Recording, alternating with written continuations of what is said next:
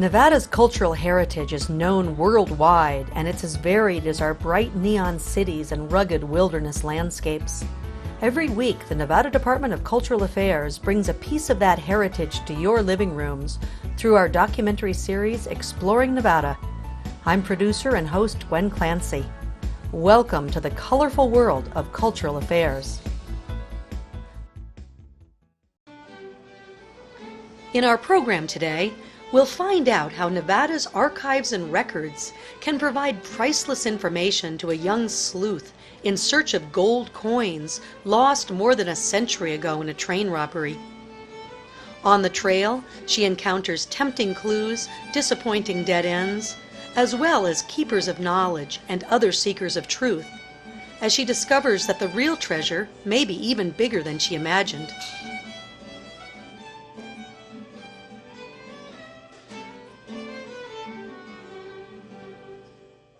For many of us, our boxes of old papers are something to be organized or discarded when we have time to spare. But to others, they represent something far more. People who know me know I love records. They think I'm crazy. Maybe I am, but why do I love them? Well, there's nothing more exciting than finding a piece of paper, a picture, a map, a document that relates to your family history. Nevada's filled with treasures of archives all over the state. I'm standing here in the state archives, which you can see has thousands of boxes and absolutely millions of pieces of paper stored within them. What does it mean to you? Well, archives are the permanently valuable records that document the actions of governments, individuals, corporations, etc. You never know when you personally might need proof of something within your life, your business, or your community activity. People want to know why we study history. Why do we study history in Nevada? How can we tell what the truth is when we just showed up at the time of our birth? Sure, we can listen to our parents, we can listen to teachers, but we can also check and verify what the truth is in the state archives. We're in Carson City, Nevada right now, the state capital, but we have repositories of public records in Las Vegas, we have them in Winnemucca, we have them in Battle Mountain, we have them in Elko, we have the Great Historical Society in Reno. Both of our universities have special collections, which are just wonderful and will allow the student the ability to find out what the truth is. Shayne Del Cohen and Jim Smith, along with other members of Nevada's historical record community, put a high priority on archives. Others of us stumble upon their value as we come upon them on our path, in ways that sometimes change the way we lead our lives. The door into the world of historical possibilities opened for one young Nevadan as she watched a classic movie from the neighborhood video rental store.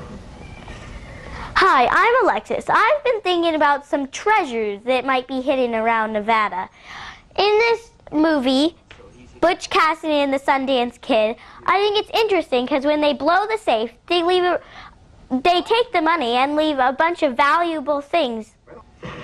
Here you can see the safe blowing up. You'll see in a moment paper falling from the sky. I think it must have been valuable because it was in a safe.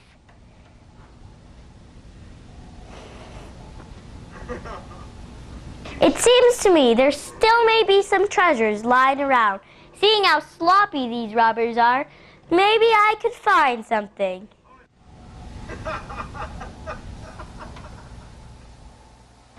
Well, I did some research on Butch Cassidy, and supposedly he was here in Nevada.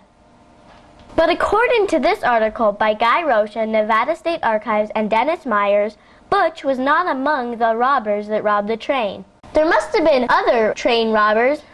I'll take a look. Train robberies in Nevada. Maybe this has something. The Great Train Robbery, Nevada Historical Marker 128, Washoe County, Verdi. 5 men, led by a stage robber, Sunday School Superintendent John Chapman, boarded the Central Pacific Overland Express at Verdi, Nevada. This is where the train came from San Francisco. And over here must be where the 5 robbers got on. There's a historical marker. The Great Train Robbery. The West's first train robbery occurred near the site on the night of November 4th, 1870. 5 men, led by a stage robber Sunday school superintendent John Chapman, boarded the Central Pacific Overland Express at Verdi, Nevada. 2 took over the engine, 1 the express car, and 2 the rear platform. 1/2 mile east, the engine and express car were halted and cut free, then proceeded about 5 miles where they were stopped by a barricade. Here, the robbers forced the messenger to open up, seizing $41,600 in gold coin. They rode off. The uncoupled cars coasted downgrade and met the engine. The train proceeded to Reno. After a 2-state chase, all were caught, tried, and convicted. About 90% of the gold was recovered. Well, I don't even know what a gold coin looks like, so I'm headed to an old coin store to find out. How are you today? Good. What can I do for you? Well, I'm looking for a gold coin from the 1870 train robbery near Verdi, but I don't even know what it looks like. Ah, well, do you know what date the coin would be? It was November 5th, but So it would have to be one that looks something like that. Got the Whoa. lady's head on it like that. Since the train robbery was in 1870, it'll be dated 1870 or older. And then it's going to have this eagle just like this on the back. Matter of fact, I happen to have a copy of one that I can let you have to carry with you. wow, thanks. Now I know what I'm looking for. Was that a real gold coin? Well, this one is, but that one is just a copy. So how many gold coins do you think you're going to find? I don't know, probably not any, but I'm going to try. Well, do you think maybe you could find just one? Yeah, maybe. Well, if you find one of them, I will pay you $5,000 for it. Okay. All right? Well, this is about 5 miles down the track from Verdi, but it's all fenced in and I don't even know what it is. How do I even know the tracks are in the same place? Maybe the railroad tracks have moved since then. More information is clearly needed. At the north end of the University of Nevada campus in Reno sits the Nevada Historical Society. Perhaps here is to be found the necessary evidence to get back on the trail. Any coins left over? Do you think the railroad tracks might have moved since then? I don't think they have, but we'll probably have to check on some maps. We have a lot of maps for that time period in the back. I have to go back there and get them for you, okay?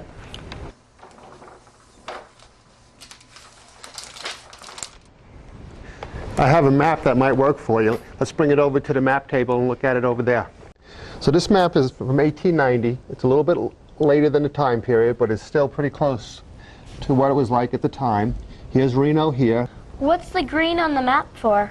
The green is showing water and wetlands, and the yellow is irrigatable land. Here's the Central Pacific Railroad tracks that go right along the Truckee River. Oh yeah, is that the railroad track? The line with the slashes on it? That's exactly what that is. That's the Central Pacific Railroad, and it goes right along the Truckee River. This is the Truckee River here. It looks like they're the same place as they are today. Where's the historical marker? Well, here's Reno here. Here's the track, so that the marker has to be along the tracks somewhere in this area here. And the robbery, I believe, happened right in this area here, where there's a little loop in the river. I'm going to be poking around out there. Who do you think could give me more information? Probably the person to speak to would be Phil Earl, who used to be the curator of history here at the Nevada Historical Society. He has a lot of answers, and he really knows the area well and the history. Phil is here most days, so if you come in one day, we'll probably be able to catch him here doing research. He's usually at the microfilm reader looking at the newspapers.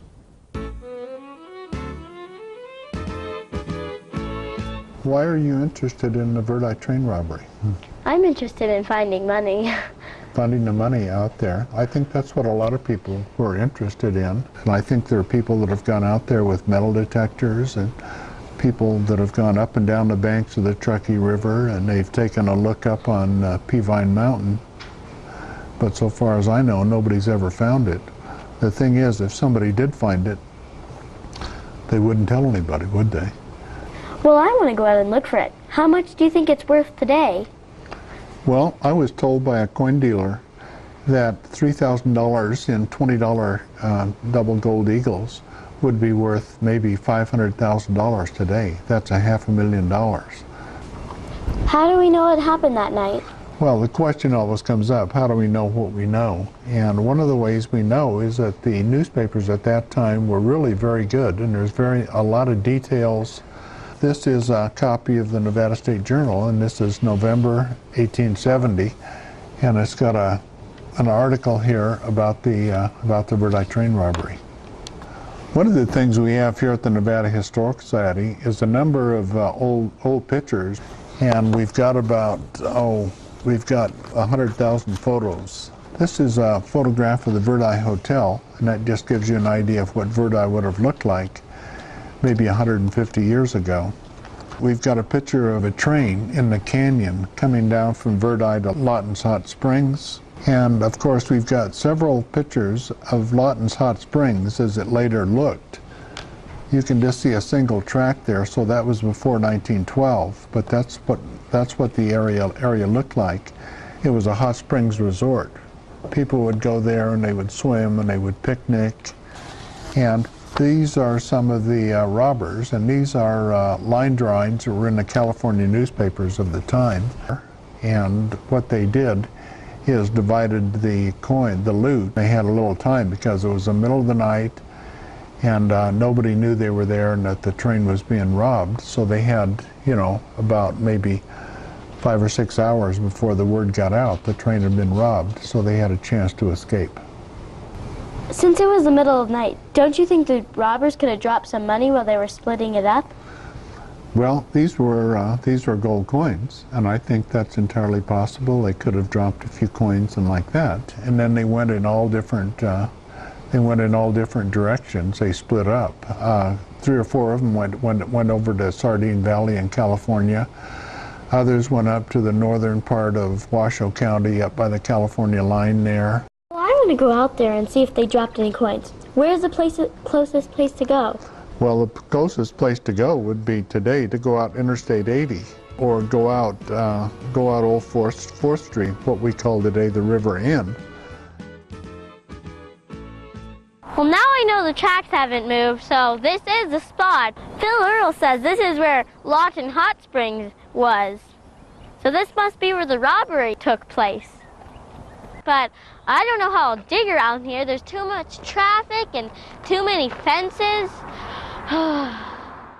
Off track again, our sleuth remembers another suggestion from the earlier conversation at the Nevada Historical Society. You could go to the Washoe County Courthouse and you would be able to go there and read the trial transcripts if you wanted to, just to see what the men had to say for themselves. And they are all handwritten, they're hard to read, and it's very tedious, but it can be done. And what you do is look for other kinds of details you don't get out of the newspapers. After an hour or so of attempting to decipher difficult handwriting from the past, a trek outdoors is all the more appealing, especially when there's treasure to be found. There's a good stick to use for looking for coins.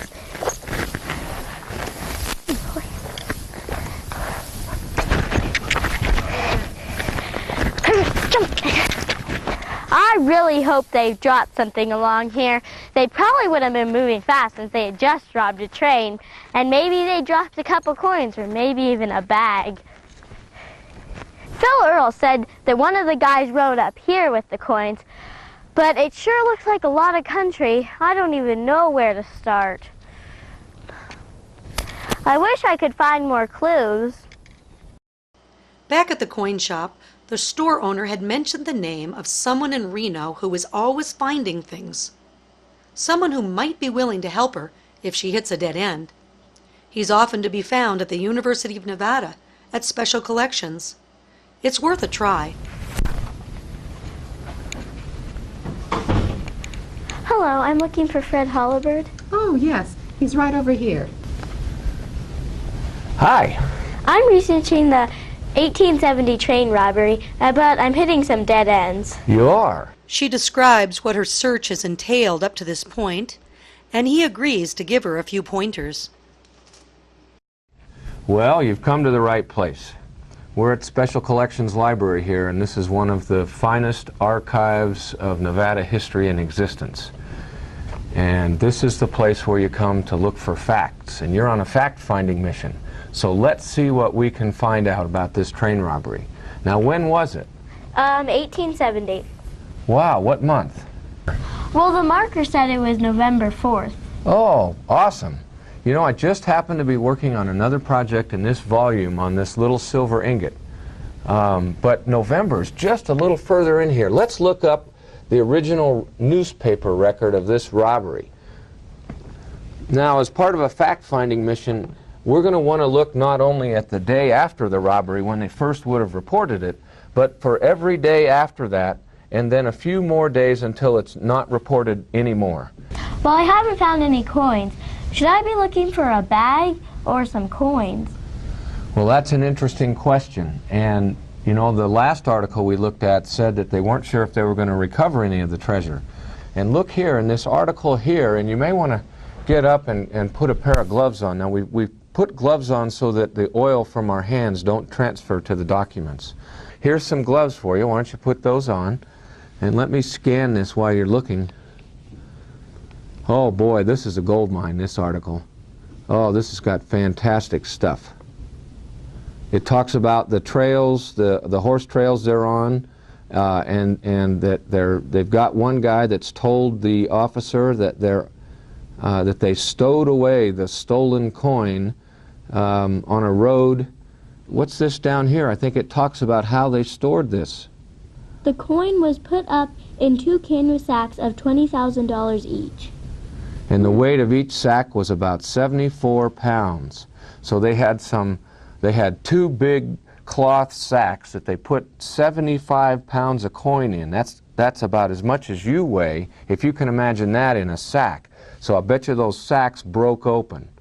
They're too heavy. And sure enough, up here in the top of the article, they talk about it. And when they were interviewed by the law officer, and it says, at length they arrived at a rugged ledge of rocks jutting out toward the ravine. In this ledge of rocks there was a natural cleft or chasm, and into that the robbers had poured their golden plunder. Remarkable. It was a matter of such difficulty to get at the coin that even when they knew where it was, as the crevice was of considerable depth, and that many of the coins were distributed and rattled down into its depths as though falling into a well. Wow, I wonder if there's still coins down at the bottom of that crevice. Imagine trying to find that within 3 miles of downtown Reno. Okay, so what we've been looking at so far is the newspaper record. And what we really don't know is how much of this is fact and how much is fiction. Is somebody making some of this stuff up? Are they exaggerating? So now let's go look for some original source material. This has the original handwritten notes of the secretary of the Yellow Jacket Mining Company just 2 days after that train robbery. And this is exactly the kind of meeting where I would expect to find an original discussion of the fact that they have been robbed of their payroll. But I don't find it here. But this is the real thing. And you know, it's wonderful to have this kind and quality of archives here in Nevada. But you can see that this 130-year-old, 137-year-old volume is still in pretty good condition. And we try to take the utmost care and protection of this material. One of the other tricks we'd be looking for is what bank were we dealing with here? Now, if we go to an original directory of the period, we can find out that in San Francisco, the biggest bank over there is certainly the Bank of California. But we're not finding any original accounts here. It's very rare to find them. It's like looking for a needle in a haystack, but we have to keep digging. So this is really a great treasure hunt. I mean, the treasure we find inside this original source material to me is everything. This is neat stuff, but where do I find the gold? Well, that's a good question. You see, we have to still keep on this fact-finding mission because we're looking for things like reports, maybe reports that the banks may have made internally that would tell us information that wouldn't come from the gossip in the newspaper. And so we have to look at all different angles. And we didn't get much here. But maybe there's some original diaries or other reports that we haven't found yet that Jackie might be able to find for us. You let me know what you find. I'm going to go back to my own treasure hunting back here and see what I come up with.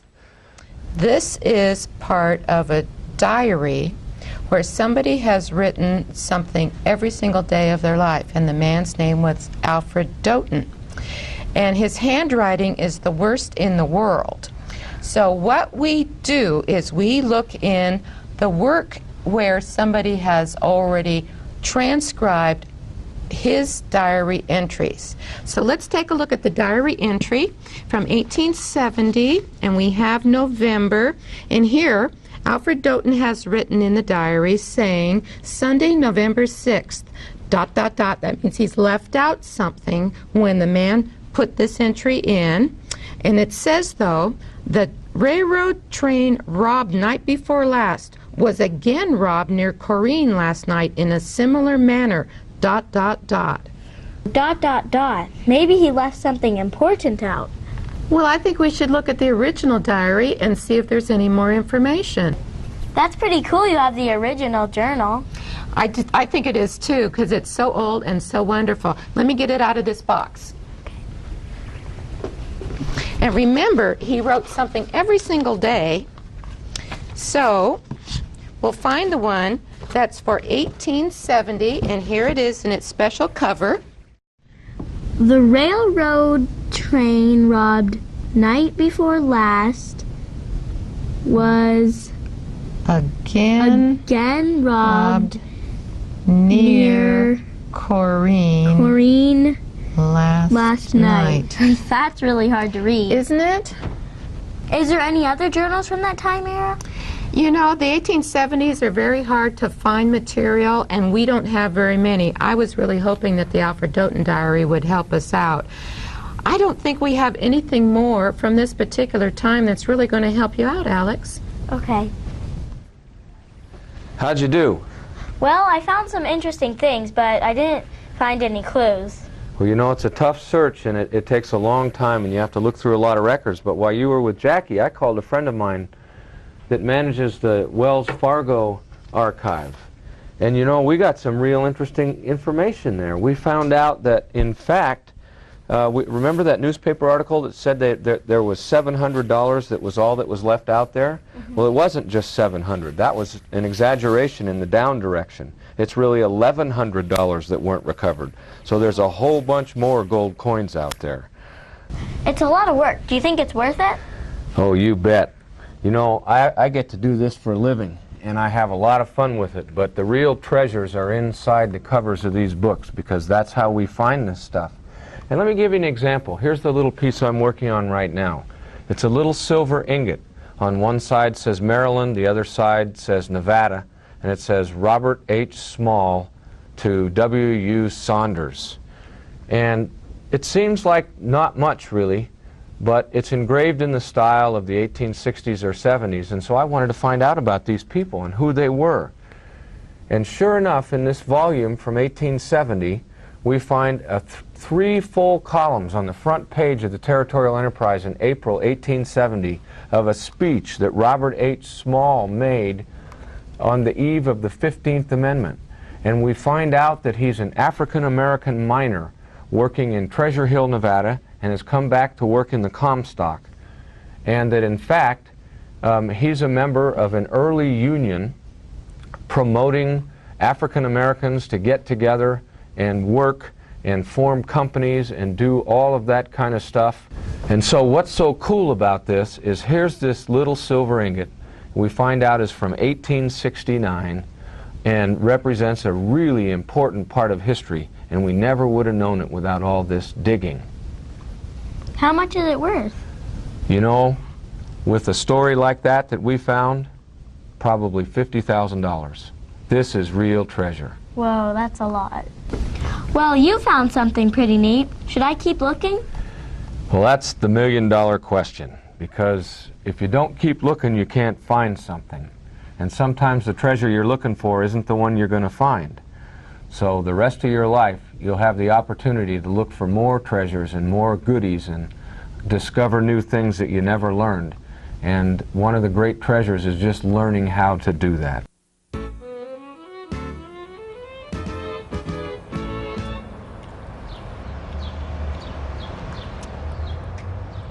I haven't found anything yet, but I'm not going to give up.